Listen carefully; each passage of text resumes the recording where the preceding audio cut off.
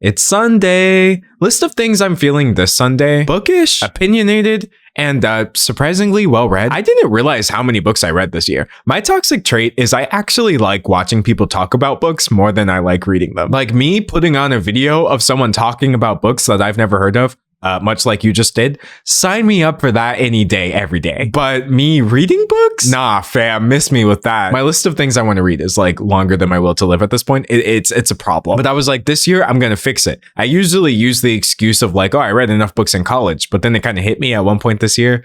Oh, buddy, you graduated 6 years ago. I had a little bit of a crisis. I won't lie to you, but I got over it. Let's talk about some books. Also, if you're like, hold on, what's the vibe? Why is this video? What's happening here? It's Sunday. You're getting Sunday D'Angelo today. Professor jokes, internet drama, nuance, critical thinking. No, on Sundays, I live only for chaos. This is for me and for the people who get the Sunday vibe, which was actually all of you. My last Sunday video, people really liked that one, which made me very happy. It really is a guilty pleasure of mine to take things that like no one really cares about and then flip it into an interesting video. So prepare to be entertained because we're starting with book number 1. So of the 24 books that I read in 2024, I'm starting with one that I didn't finish, which I know is not a good sign. This is Murder Your Employer by Rupert Holmes. This is a book following characters at a college for murdering people. And like your capstone is basically to kill somebody. I thought that was hilarious. I loved it. Unfortunately, though, this book was just kind of difficult for me to read. I feel like Holmes has a very dense literary style, which is fine, but I wasn't in the mood for it. It actually says in the inner jacket, the book is a delightful mix of witty wordplay, breathtaking twists, and genuine intrigue. And for me, this book was a little too heavy on the witty wordplay. I felt like it was taking frequent breaks to kind of flex how good at writing Rupert Holmes is. And it resulted in text that you have to read like very, very slowly. Like, let me just read you the first sentence. Although I don't consider myself particularly vain, except perhaps for considering myself more often than I should, I was pleased to have conceived such an expert murder, especially since I'd never previously considered committing one. It's just all written like this. It's not very naturalistic writing, which is fine. Maybe a time will come when I'm more interested in it, but I got to the halfway mark and I was like, I can't do this anymore. All right, now we've got How I Won a Nobel Prize by Julius Toronto. This one is about a scientist who is like a researcher at a school full of academics that have been kicked out of other schools. Basically like a college full of the academically canceled, which I was like,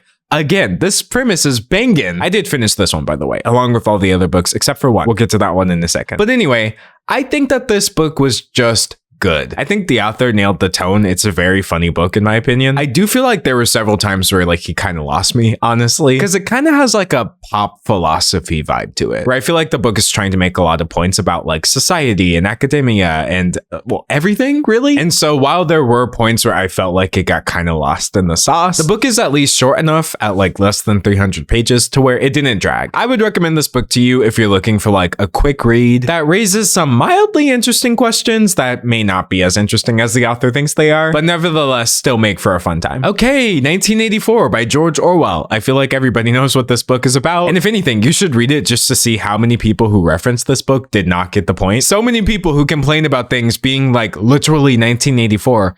Did you read the book? We don't like literally live in 1984 because you're not allowed to say slurs on the internet anymore. But anyways, let's talk about James by Percival Everett. This book is incredible. This is a literary retelling of Huckleberry Finn, but instead focusing on the character Jim. The character James exists in the original to kind of prop up and support Huckleberry Finn. He's a slave and a good person, and Mark Twain didn't really go further than that. But Percival Everett was like, nah fam, there's like a whole hidden story here and I'm about to tell it. I find that I'm usually not into retellings at all, unless the author is able to add an additional layer of perspective, and that is what Percival Everett did. Even though this book is set in such an old time period, Percival Everett was really able to like mine that for every sort of insight it has into the experience of being Black today. In fact, the main reason I wanted to read this was because I watched the movie American Fiction. Beautiful film. I recommend that to anybody. And American Fiction is based off of the Percival Everett novel Erasure. I had not read that, but I was like, wow, this movie is so beautiful. This guy must be a good writer. So when I saw he was dropping in 2024, I was like, sign me up.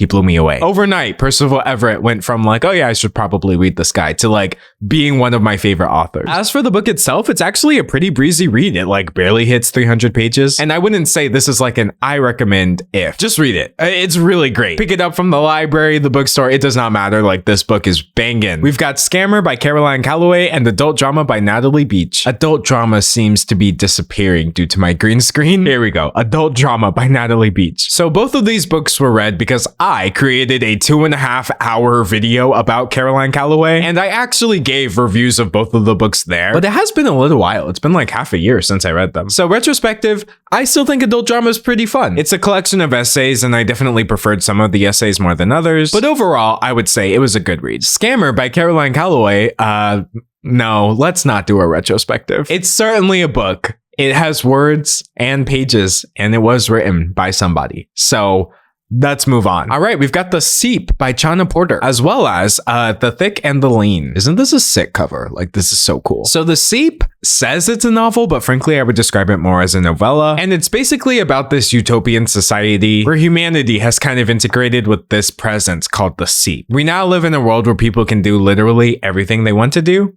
which the main character thinks is great, right up until their partner turns into a baby and decides to restart their life over. So it's definitely a weird book, but I thought it was pretty fun. I would say as a novel, the way it is branded, this book does not work. It's very light on plot and world building, but I think as an introduction to some of Chana Porter's ideas, it was pretty sick. And that's why I was actually excited to read The Thick and the Lean, because this is a novel. She was really getting into it with this one. But unfortunately, this book suffers from a problem that I think plagues a lot of books, and that is being written in multiple perspectives where one of them is a lot more interesting than the other. It's also interestingly dealing with like this futuristic society. An aspiring chef, a cyber thief, and a serving girl from the past each break free of a society that wants to constrain them. The world building is a lot more solid here. I think Porter does a good job of using the length to really settle into the atmosphere. The issue here is I just don't think all three of these stories were equal in terms of being interesting, and towards the middle, I feel like the pacing issues just became very apparent. But regardless, I still like the themes of this book a lot, and I would recommend it if you can kind of put up with like a bit of a slog. The interesting parts kind of do make up for it. All right, next we have You'd Look Better as a Ghost by Joanna Wallace, which is very appropriately disappearing as well. Honest to God, I hated this book.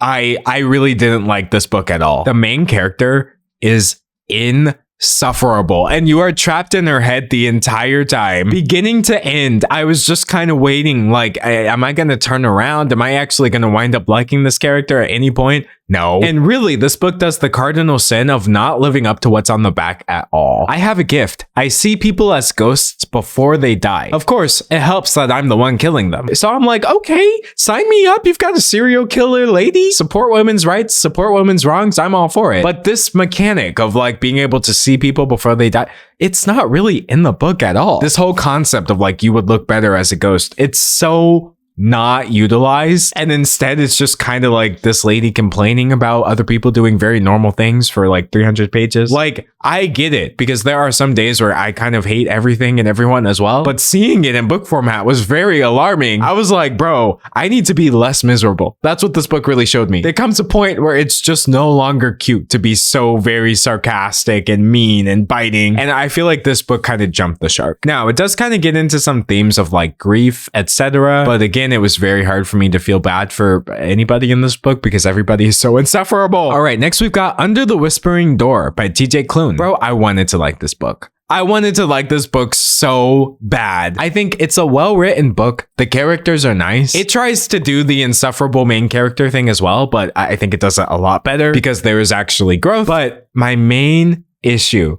is that nothing happens in this book. So basically this guy dies and his name is Wallace. Uh-oh. And so like a Grim Reaper shows up, not the Grim Reaper. Death is actually like this whole business in this book. You've got multiple Reapers. They all work for this one person. It's very interesting, but again, it doesn't do anything with it. And unfortunately, the majority of the book winds up taking place in like a tea shop, and I feel like it's kind of misleading. Even in Death, Wallace isn't ready to abandon the life he barely lived, so when he's given 1 week to cross over, he sets about living a lifetime in 7 days. I picked this book up because I thought that was a cool premise. Little did I know the 7 days were just hanging out in a tea shop every single day. And also, it was a lot more than 7 days. This is a weird book where like a large quantity of time passes, but so very little happens, even though the world they live in has all these cool supernatural elements. There's like monsters outside. There's like a scary antagonist lady, but like none of it goes anywhere. So again, I wanted to love this book because it is a good book. It just wasn't for me. I would recommend it if you want like a slow burn love story about 2 characters with like a strong found family element and like character redemption arcs. It does all that flawlessly. I just wish I had known that before going into it. I think I would have been a bit more receptive to what the book actually was. Think Twice and 6 Years by Harlan Coben. These aren't really good books, but they pass the darn time. So for those of you who have Netflix, you may have seen Harlan Coben has like, I don't know, 12, 13 different Netflix shows. This man just keeps writing the same goofy thrillers like over and over. So my Harlan Coben experience was like watching one of the Netflix shows, being like, wait, this is low-key not good. And then seeing that he was coming to my local bookstore. Literally like a couple months later, I saw Harlan Coben was coming to North Carolina and I was like, why are you coming to North Carolina? So I was like, you know what? This is my chance. This man right here, real person, I'm going to go sit down and hear what he has to say. What is your explanation for why they're making so many shows based off of your books? And the truth of the matter is, he was just kind of a goofy guy. Like, I don't know, something about hearing him just talk about the books made them make more sense in my mind. Does that make sense? He has a very unserious energy. I feel like he wouldn't even be offended if I said that. And so me actually going into this knowing that these are unserious stories, despite the like murder intrigue plots, I don't know. They're kind of fun. All right, next we have Butter by Asako Yuzuki. This was one of my favorite books I read this year, actually. A gourmet chef and serial murderer with a taste for life's luxuries, and a journalist with an appetite for a good story. Basically, surprise, surprise, it's about another woman going around murdering people.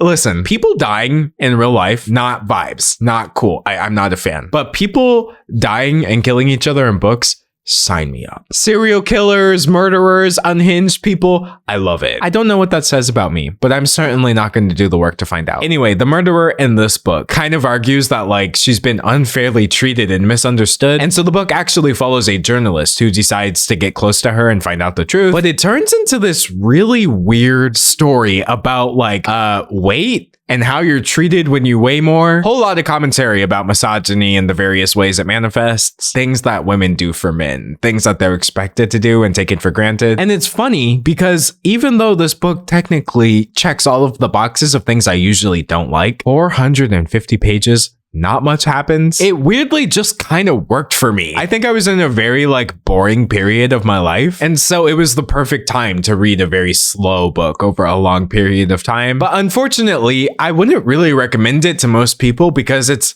just so weird. Like the book will literally just have a pages long explanation of a character making food. Like literally talking about I chopped up the onions and then I mixed it together and then I baked it at this temperature. It is like very slow, drawn out, odd, but at the same time, it clicked and I appreciated it. Shout out Asako Yuzuki, but I can understand why some people might not like this book. All right, next we've got Iron Widow by Shiran J. Zhao. So I think this was one of the only young adult novels I read. I'm not really super into YA as a genre, but I did want to check it out because I know people get really hype over this one. I like the book for what it is. It's a sci-fi revenge fantasy featuring giant robots and, well, technically a girl going around killing a bunch of people. Hold on a second. I don't have a problem. Listen.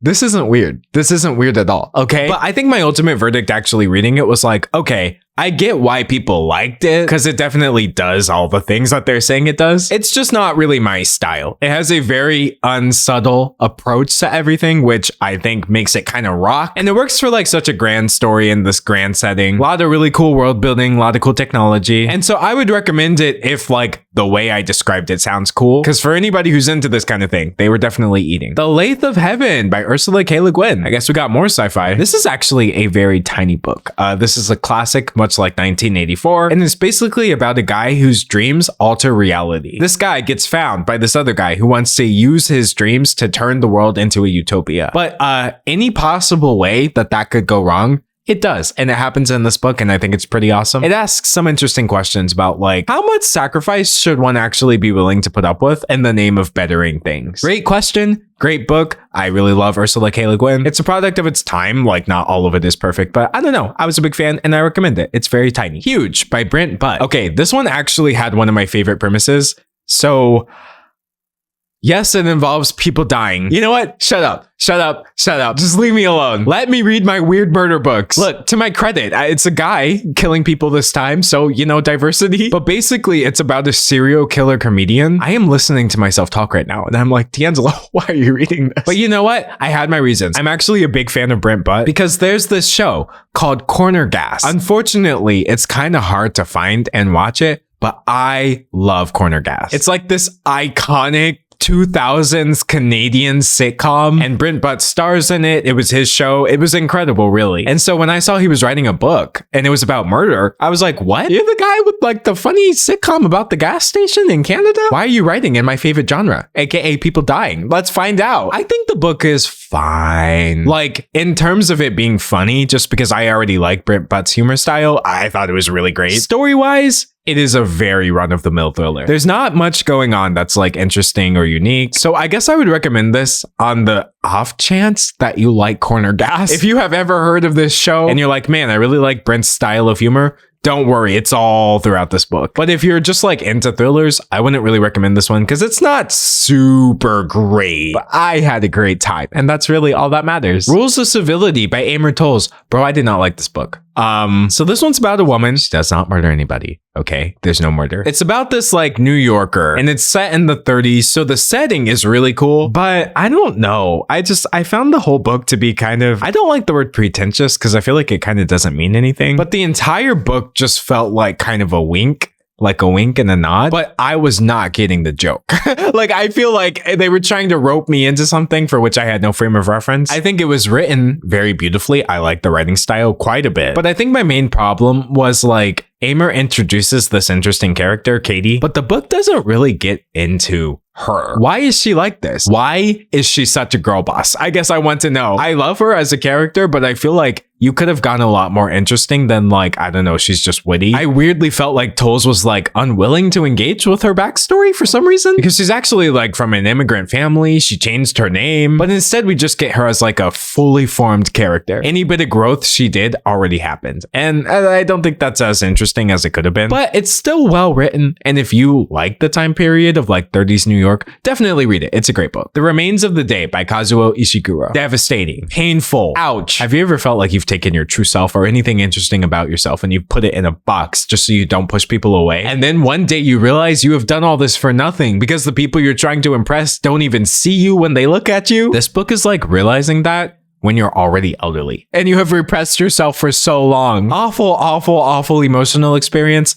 Masterful book. 10 out of 10. Not a real 10 out of 10. You may have noticed I don't do like number ratings because honestly, my mind changes way too much. Like, I'll read a book and then I'll be like, wow, that was such a 5 out of 5. And then I'll wake up the next morning like, actually, that was low-key myth. Like, I don't care. And then I'll think about it like 5 to 7 months later and I'm like, wow, that book was profound. So don't ever trust me for a number rating. But if I were to give a number, it would be very high. Please read this book. It's very beautiful. Manhunt by Gretchen Felker Martin. I'm not showing the cover of this because I feel like YouTube is going to get mad about it. But basically, this is like a dystopian novel where everybody who has a certain level of testosterone, they turn into feral monsters and accidentally bring about the apocalypse. But it gets kind of scary because the characters in this book are trans. So it's like, yo, if we run out of these hormones, we might actually become monsters. So this is the end of everything. I was like, okay, that's a good hook. Sign me up. What I didn't realize is that this book is brutal. This is definitely like the heaviest book I've read in terms of subject matter.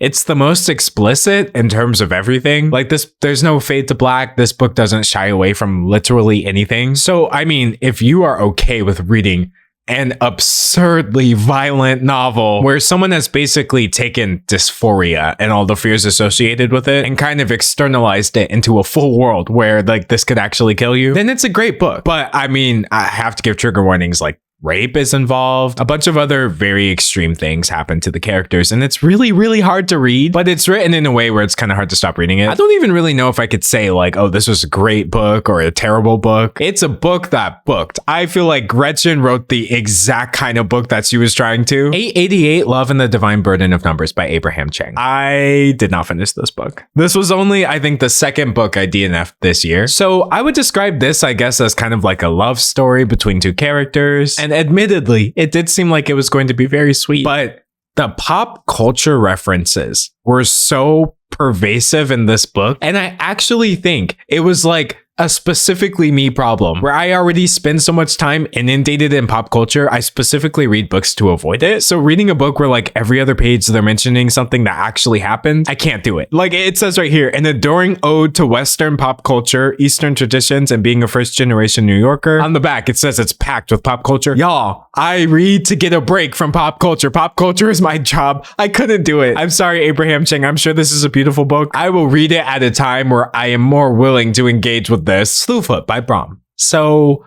yes, it's about a girl and yes, there's murder. But the point is, it's supernatural horror, which is not a genre I usually read, but I thought was pretty fire. Brom just took like a very puritanical village and was like, what if a girl basically makes a deal with the devil? Chaos ensues. It's very fun. And while it's not the most interesting book I've ever read, Brom also does his own illustrations. And I don't know if you can really see them, but they're like really sick, honestly. I think Sloot has a really good aesthetic and it doesn't do anything more than what it's trying to do. And so for that, I would recommend it if you're into supernatural horror. Daughter of the Moon Goddess by Su Lin Tan. I think the first thing I want to say is it is very, very pretty. Like the way it looks on the cover is actually the way it feels to read it, which is crazy. Gorgeous writing. I love the way things are described. I also feel like this book does a fairly decent job of balancing action and more introspective moments. And I mean, this one is basically about exactly what it sounds like. You've got this girl who's the daughter of the Moon Goddess, and everyone kind of hates her mom because the Moon Goddess is such a baddie. And so this girl's like, nah, fam, I'm gonna redeem her, but I'm gonna do it my way. It's a bit more complex than that. It really gets into some interesting mythology. And I thought it was a fun ride because the daughter makes a name for herself by going around and murdering monsters in this case, not people, okay? I do not have a problem. You have a problem. The Covenant of Water by Abraham Verghese. Beautiful. Wow. Watch me literally flip to a random page and just find like a beautifully written sentence. Okay, we're gonna try like right here. Oh wait, this woman is literally giving birth on this page. That's not. All right, we're gonna try this again, hopefully with less childbirth. Wait, this page doesn't have any words. I am bad at this. Just take my word for it. The writing is really nice. Now, as for the book itself, did it need to be 700 pages? I think he used them well, is the best thing I can say. This book is a really sweeping story. It's about India in several different time periods throughout the 1900s, specifically about this family who has a curse where every generation somebody dies by drowning. Again, I was like, that is an awesome premise. Sign me up. What really got me is the research in this book. I was like, what? You know how like fantasy novelist will go so hard to like build a world? He took that same energy of like, I'm gonna get this down to the last detail, but he did it historically, where he paints this picture of like India in the 1900s, and it is so real, you feel like you can just jump into it, basically. As for the story itself, it covers a lot of characters, and I didn't love all of them, but the great characters were great. And I love how I'll finish a book that is this long that I'm only marginally interested in, but for some reason I struggle to get through books that are actually in my genre. But yeah, glad I read it. And then lastly, we have Between Two Fires by Christopher Buehlman. Listen, I put this one last on purpose. This book rocks. I think this book is super cool. It's set during the time of the Black Plague. Yeesh. And so it's basically asking, what if the Black Plague actually was a curse from God? And what if angels and demons are real, but they're terrifying? So it's like this weird thing where you're taking the religion of the Middle Ages and kind of treating it as if it's real. So it's like a weird supernatural religious fantasy novel. It's got everything. They're like going on this journey across Europe, trying to get to the specific place. It's so standard, but it goes so hard. It is so over the top with the supernatural sequences. It almost feels like it has boss fights where things are just going completely crazy. I don't know, man. I'm usually not even a big fan of fantasy, but I just think this book is really cool. And it's among my favorite books of the year. I would say like this, James, and I don't know. Actually, I need a top 3. So what I want you to do is let me know what I should read. I want a book worse than this, I want a book that I hate even more than You'd Look Better as a Ghost. And I want a book good enough to go in my top 3 list. So please give me the book suggestions for like the greatest things you've read and also just like books that are so terrible. I am not above reading a terrible book. In fact, I've actually read a bunch more books that I hated them. Wow. I read them this year. I just wanted to go over 24 books for 2024. These are just the ones I've read physical copies of. But on my Kindle, there's all manner of trash. Steal my phone, steal my social security number. Don't steal my Kindle. Don't look through some of the stuff I've read. But I'll make a video about it if you're interested in it. But yeah, books. They be having words and stuff, you know? Pages. I'm a real big fan of Pages. And I just thought this would be like a really cool little Sunday vibe. Let me know what you think. And don't worry, we'll be back to our regularly scheduled nonsense tomorrow. But by golly, am I determined to have as much fun possible doing it. So I hope you had fun as well. Bye.